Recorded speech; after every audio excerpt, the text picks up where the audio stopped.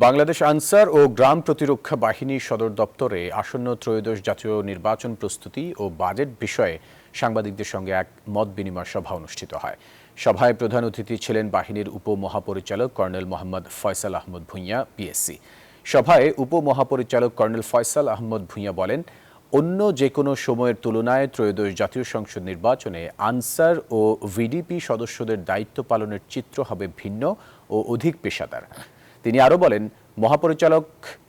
মহাপরিচালকের নির্দেশনা অনুযায়ী নির্বাচনী দায়িত্ব পালনে অংশগ্রহণকারী সদস্যদের পোশাকের মান, সক্ষমতা ও সুষ্ঠু ডেটাবেজ এর মাধ্যমে নিবন্ধন যাচাইপূর্বক দায়িত্বে নিয়োজিত করা হবে।